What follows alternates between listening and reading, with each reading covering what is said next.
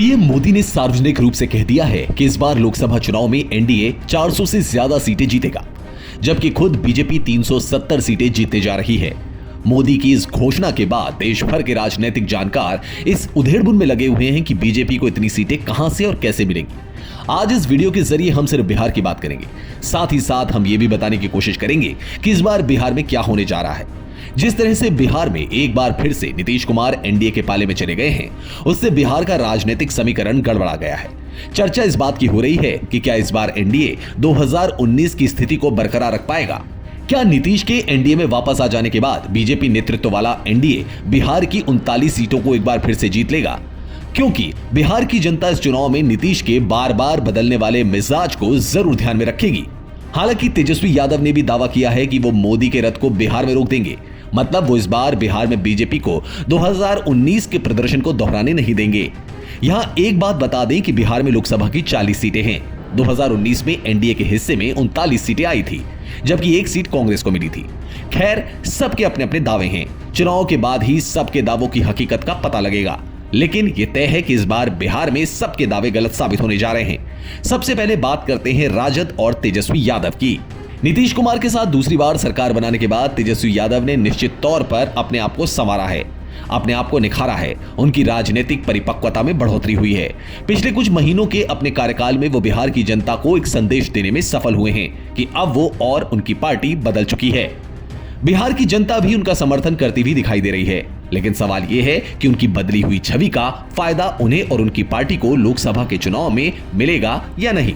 क्या बिहार की जनता मोदी की तुलना में उन्हें ज्यादा भाव या ज्यादा समर्थन देती हुई दिखाई देगी? इस समय देश में दो ही धड़े काम कर रहे हैं। एक धड़ा मोदी के साथ खड़ा है, जबकि दूसरा विपक्ष के साथ। निश्चित तौर पर विपक्षी खेमे को कांग्रेस लीड कर रही है, यानी देश की जनता को जब यह एहसास हो जाएगा कि कांग्रेस बीजेपी का मुकाबला करती हुई दिख रही है, तभी देश के किसी राज्य की जनता उस राज्य की स्थानीय पार्टी के समर्थन में खड़ी होती हुई दिखाई देगी।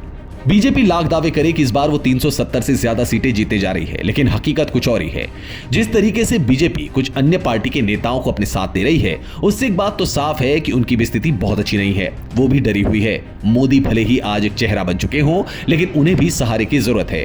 इसलिए उन्होंने बिहार के मुख्यमंत्री नीतीश कुमार को अपने पाले में कर लिया, जबकि अमित शाह समेत बीजेपी के कई बड़े नेताओं ने खुलेआम कह दिया था कि नीतीश के लिए बीजेपी के दरवाजे हमेशा के लिए बंद हो चुके हैं।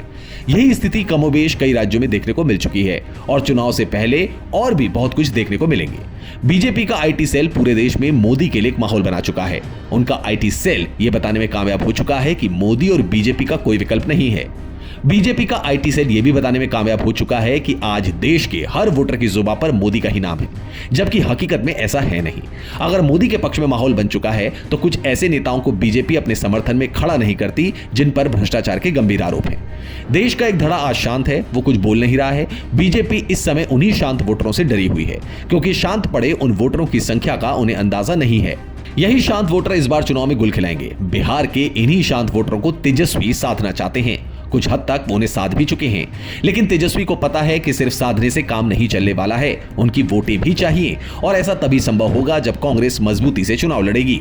अभी कुछ दिन पहले जब राहुल गांधी की भारत जोड़ो न्याय यात्रा बिहार में पहुंची, तो राहुल गांधी तेजस्वी के साथ जीप में बैठे थे। उस जीप को तेजस्वी यादव ड्राइव कर रहे थे। इसका सीधा मतलब यह हुआ कि राहुल गांधी ने बिहार की कमान तेजस्वी यादव को सौंप दी है, यानी महागठबंधन की गाड़ी को तेजस्वी यादव को ही चलाना है। बिहार में महागठबंधन की गाड़ी चल चुकी है। उस गाड़ी में कुछ जातीय समीकरणों रूपी वोटरों को बिठाने की तैयारी शुरू हो चुकी है। बिहार में आज भी जातीय समीकरण कुछ हद तक काम करता है। तेजस्वी यादव ने अपनी छवि भले ही सुधार ली हो, लेकिन वहां की जातीय समीकरण को अपने पाले में बनाए रखने की चुनौती उनके सामने जरूर बनी रहेगी, क्योंकि 2019 के लोकसभा चुनाव में यह जातीय समीकरण उनके साथ था। बावजूद इसके उन्हें एक भी सीट नहीं मिल पाई थी। इस बार का शांत वोटर चुनाव में बहुत बड़ा फैक्टर साबित होने जा रहा है। पहली बार बिहार की चुनावी बयार कुछ अलग तरीके से बहती हुई दिखाई दे रही है। इस बार देखना बड़ा दिलचस्प रहेगा कि ये चुनावी बयार किसको शीतल करती है और किसे उड़ा ले जाती है। बहरहाल चिंताएं दोनों तरफ बरकरार हैं। सहारा समय डिजिटल डेस्क।